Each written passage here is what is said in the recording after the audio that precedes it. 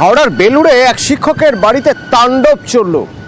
দুই দুষ্কৃতী ঢুকে একেবারে গালিগালাজ, হুমকি, তার সঙ্গে যাতে ধরা না পড়ে তার জন্য ক্লোজ সার্কিট ক্যামেরা ভেঙে ফেলা, রীতিমতো লাঠিসোঁটা নিয়ে ঢুকে পড়েছে। যদিও ক্লোজ সার্কিট ক্যামেরার ফুটেজ থেকেই ওই দুজনকে চিহ্নিত করা সম্ভব হয়েছে, কিন্তু দেবাশিস রয়েছেন আমার সঙ্গে। দেবাশিস, এই দুই দুষ্কৃতী কারা? এদের কি কেউ ভাড়া করেছিল? কার সঙ্গে শত্রুতা? তারা কেন এসেছিল এখানে? দেখো, এখনো পর্যন্ত সিসিটিভি ফুটেজ যে সংগ্রহ করেই কিন্তু বেলুড় থানার পুলিশ তদন্ত শুরু করেছে। এই দুজনকে গতকাল রাত্রিবেলায় কিন্তু এলাকায় ঘোরাঘুরি করতে দেখে তবে দুজনকে আটক পর্যন্ত করেছে এবং ইতিমধ্যেই তদন্ত শুরু হয়েছে। তবে পুলিশের তরফ থেকে জানানো হয়েছে যে দুজনকে দেখা গেছে সেই দুজনের বিরুদ্ধে পুরনো কোনো মামলা নেই বা তাদের বিরুদ্ধে কোনো মামলা হয়নি। তবে কে বা কারা তাদেরকে এখানে পাঠিয়েছিল, কেনই বা তারা এই নিম্নমান বিল্ডিং এ হঠাৎ যে মালিক বা বিল্ডিং এর কার্তিক প্রসাদ স্কুল শিক্ষক, প্রাইমারি স্কুলের শিক্ষক, তাকে কেন খুঁজছিল বা তাকে কেন খুনের হুমকি দেওয়া হচ্ছিল সেটাও খতিয়ে দেখা হচ্ছে। পাশাপাশি কার্তিক বাবুর যেটা অভিযোগ যে একাধিকবার বহু মানুষ এসে তাদেরকে দেখা করতে বলেছে নতুন বাড়ি তৈরির পর থেকেই। যখন থেকেই বাড়ি তৈরি শুরু হয় তারপর থেকেই কিন্তু একাধিক ব্যক্তি এসে তাদেরকে খোঁজাখুঁজি করে এবং তাদেরকে বিভিন্ন জায়গায় দেখা করতে বলে। তবে এখনো পর্যন্ত কোনো তোলাবাজির হুমকি বা টাকা চাওয়া সেরকম কোনো অভিযোগ আসেনি। তবে কেন বারবার এই বাড়িতে হামলা হচ্ছে এবং গতকাল রাত্রিবেলা কার্যত কার্তিকবাবুর বাবা তাকে মারধর পর্যন্ত করা হয়েছে। তবে গোটা ঘটনার তদন্ত শুরু করেছে পুলিশ এবং অভিযোগের কয়েক ঘন্টার মধ্যেই কিন্তু দুজনকে আটক করেছে বেলুড় থানার পুলিশ। অতনু, ধন্যবাদ। যে ঘটনাটা ঘটেছিল সেই সময় তো আমি স্পটে ছিলাম না, কেন কি ও আমাকে ডাইরেক্ট মারার জন্যই এসেছিল, জান থেকে মারার জন্য এসেছিল। লাস্টে আমি যখন নিলাম, যখন বাঁশ ফাঁস চালাচ্ছে, বাবাকে হাত ছেড়েছে, তখন আমি বেরিয়ে এসে আমি তো পুলিশকে অলরেডি ফোন করে দিয়েছি। টাকা চাওয়া হয়নি, অন্য অন্য মাধ্যম থেকে নানান রকম সোর্স থেকে খবর আসে। আমি যখন ডিউটিতে থাকি, মানে স্কুলে থাকি, আমরা নিজে থেকে প্ল্যান করে প্রপার প্ল্যান করে বাড়ি করছি। আমি রাত্রি ওদেরকে অ্যারেস্ট করে পুলিশ গাড়িতে তুলে নিয়ে গেছে। কমপ্লেন রাত্রি একটা রিটার্ন করেছি, রাফভাবে একটা ফাইনাল কমপ্লেন দিব যেটা আমার সঙ্গে ঘটনা ঘটছে। বাঘের ভয় নিয়ে রাত জাগছে মইপিট। দুজন স্থানীয় যুবক, তারা নাকি বাঘের একেবারে সামনাসামনি পড়ে গিয়েছিল। একের পর এক খবর ছড়াচ্ছে, হয়তো তার কিছু সত্যি, হয়তো কিছুটা মিথ্যে বা গুজব, কিন্তু ভয়ে একটা ক্রমাগত চেপে বসেছে মইপিঠের উপর। আর এদিকে জঙ্গলে বাঘের খোঁজ চলছে। অর্পণ রয়েছেন আমার সঙ্গে, আরো বলতে পারবেন কি অবস্থা এখন অর্পণ? দেখো, এই মুহূর্তে বন দপ্তরের আধিকারিকরা তারা জানাচ্ছেন যে দুরগুড়িয়া যে গ্রাম সংলগ্ন জঙ্গলে কালকে বাঘের দেখা মিলেছিল, সেখানে বাঘের পায়ের ছাপও যেমন টাটকা, তেমনই কিন্তু যে মাতৃ নদী রয়েছে সেই নদী পেরিয়ে বাঘ তার নিজের জঙ্গলে ফিরে গেছে। স্বাভাবিকভাবেই এলাকায় একটি শান্তির বাতাবরণ তৈরি হয়েছে, কারণ গতকাল রাত্রির থেকেই কিন্তু আতঙ্কের মধ্যে ছিলেন গ্রামের মহিলারা, গ্রামের যারা বয়স্করা রয়েছেন। ওর থেকেই এই এলাকায় যে জঙ্গলের লাশ বাঘের লোকেশন পাওয়া গিয়েছিল সেই এলাকায় খোঁজ চালান বন দপ্তরের আধিকারিক এবং গ্রামের মানুষ। তারপরেই তারা নিশ্চিত হন যে নদীর পাড়ে যে বাঘের পায়ের ছাপ সেটি জঙ্গলের দিকে গিয়েছে। সেটা দেখেই বন দপ্তরের তরফ থেকে জানানো হয়েছে বাঘ নিজের জঙ্গলে ফিরে গেছে। ধন্যবাদ।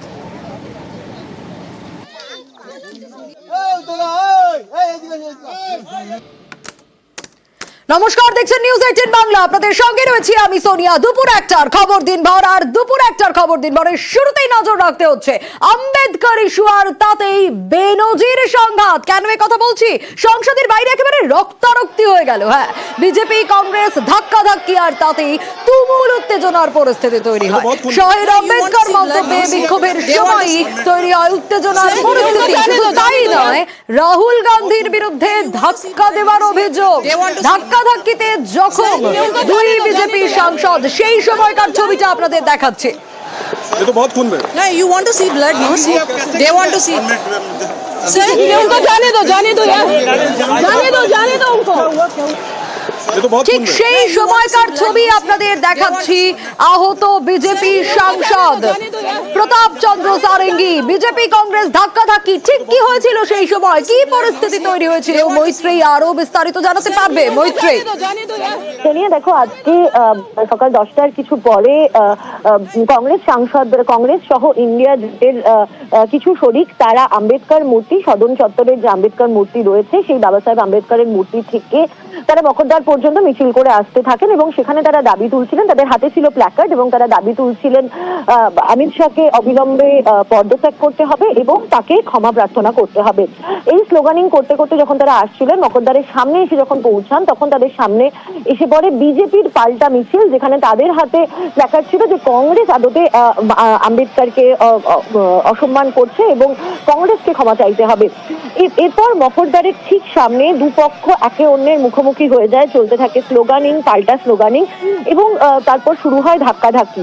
এই ধাক্কাধাক্কিতে একদিকে প্রথমেই আহত হন মুকেশ রাজপুত এবং বিজেপির সাংসদ, এবং এই মুকেশ রাজপুত তিনি গিয়ে পড়েন প্রতাপ সারেঙ্গির গায়ের ওপর এবং সেখান থেকে প্রতাপ সারেঙ্গি পড়ে যান, গিয়ে তার মাথায় তিনি চোট পান এবং এই মুহূর্তে মুকেশ রাজপুত এবং প্রতাপ সারেঙ্গি দুজনকেই হাসপাতালে নিয়ে যাওয়া হয়েছে। মুকেশ রাজপুতকে আইসিইউতে ভর্তি রেখে তার চিকিৎসা চলছে বলে আমরা জানতে পারছি। একাধিক বিজেপির শীর্ষ নেতৃত্ব তারা গিয়ে পৌঁছেছেন হাসপাতালে এবং এই ঘটনার কড়া নিন্দা করেছেন কিরেন রিজিজু। তার বক্তব্য, এটা ফিজিক্যাল অ্যাসল্ট করেছেন রাহুল গান্ধী, কারণ অভিযোগ যে ধাক্কাধাক্কিতে রাহুল গান্ধীর ধাক্কাতেই পড়ে যান মুকেশ রাজপুত এবং তারপরেই আহত হন প্রতাপ সারেঙ্গিও। মৈত্রী, এদিকে অভিযোগের পাশাপাশি পাল্টা অভিযোগও তো রয়েছে, গেট আটকে নাকি সংসদে ঢুকতে বাধা দেওয়া হয়েছে, এমনটাও অভিযোগ। একেবারে দেখো, কংগ্রেসের তরফ থেকে যোগ উঠে এসেছে। রাহুল গান্ধী তিনি নিজে বলেছেন যে যখন আজকে তারা মকদ্দারের ভেতর দিয়ে চাইছিলেন এবং কংগ্রেসের তরফ থেকে একটি ভিডিও রিলিজ করা হয়েছে তার সপক্ষে, যে তারা যখন মকদ্দারের ভেতর দিয়ে সংসদের ভেতরে তারা প্রবেশ করার চেষ্টা করছিলেন, সেই সময় তাদের পথ আটকান বিজেপি সাংসদরা এবং সেখানেই তাদের মধ্যে তর্ক বিতর্ক হয় এবং রীতিমতো ভাবে প্রিয়াঙ্কা গান্ধী এবং মল্লিকার্জুন খার্গের সঙ্গে দুর্ব্যবহার করা হয় এবং সেই সময় ধাক্কাধাক্কি শুরু হয় এবং এই ঘটনার জেরে কংগ্রেসের তরফ থেকেও পাল্টা স্পিকারের কাছে তারা গিয়েছেন সমস্ত কংগ্রেস সাংসদরা, যে কিভাবে অন্য দলের সাংসদদের সংসদ লোকসভার ভেতরে ঢুকতে বাধা দিতে পারে কোনো রাজনৈতিক দল, সেই অভিযোগ জানাতে। মৈত্রীর সঙ্গে থাকো, একেবারে আমরা একটু শোনাবো, কারণ রাহুল গান্ধীর বিরুদ্ধে ধাক্কা দেওয়ার অভিযোগ রয়েছে, জখম হয়েছেন দুই বিজেপি সাংসদ। কি বলছেন এক বিজেপি সাংসদ, শুনবো। राहुल गांधी एक एमपी को धक्का लगा, मेरे ऊपर गिर पड़ा और मैं नीचे गिर गया। किसने धक्का मारा? राहुल गांधी ने? हाँ, राहुल गांधी ने। राहुल गांधी ने धक्का मारा? राहुल गांधी। कौन सी जगह पे सर? सीढ़ी के ऊपर में मैं खड़ा हुआ था और राहुल गांधी ने आकर के एक एमपी को धक्का लगाया, वो मेरे ऊपर गिर पड़ा और मैं। অভিযোগ পাল্টা অভিযোগ, একেবারে সরগরম। অন্যদিকে পাল্টা অভিযোগ কি, গেট আটকে সংসদে ঢুকতে বাধা দেওয়া হয়েছে, অভিযোগ রাহুল গান্ধী। ये तो बहुत खून में। You want to see blood?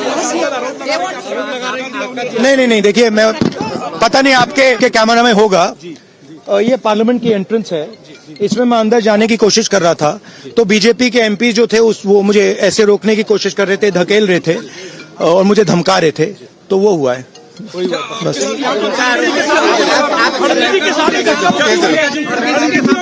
नहीं, देखिए, हाँ किया है, धक्का मुक्की से हमें कुछ होता नहीं है, मगर ये एंट्रेंस है पार्लियामेंट हाउस की, हमारा अधिकार है अंदर जाने का, और बीजेपी के जो मेंबर्स हैं वो हमें अंदर जाने से रोक रहे थे।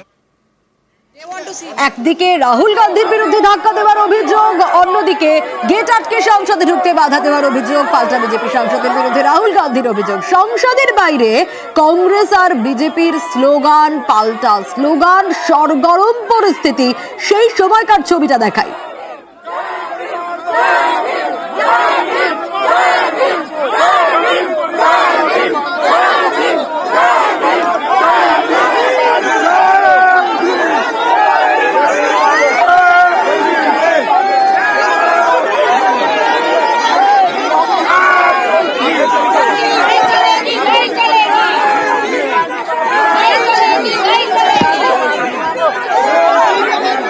पार्लियामेंट का मुख्य द्वार में बीजेपी एनडीए एमपीज का प्रदर्शन चल रहा था, तो राहुल गांधी और उनके एमपीज जबरदस्ती घुस करके अपना शारीरिक प्रदर्शन जो किया है, ये बहुत गलत हो गया है। पार्लियामेंट अपना शारीरिक ताकत दिखाने का कोई ये प्लेटफॉर्म नहीं है, ये कोई कुश्ती का अखाड़ा नहीं है। राहुल गांधी ने भारतीय जनता पार्टी के 2 एमपीज प्रताप सिंह सारंगी जी और मुकेश राजपूत जी को बहुत बुरी तरह घायल कराया, जोर से धक्का दे करके खून निकलने तक सर पे चोट आने तक राहुल गांधी जी ने जो फिजिकल असॉल्ट किया है, धक्का मुक्की जो किया है, मैं सबसे पहले उसको खंडन करना चाहता हूँ।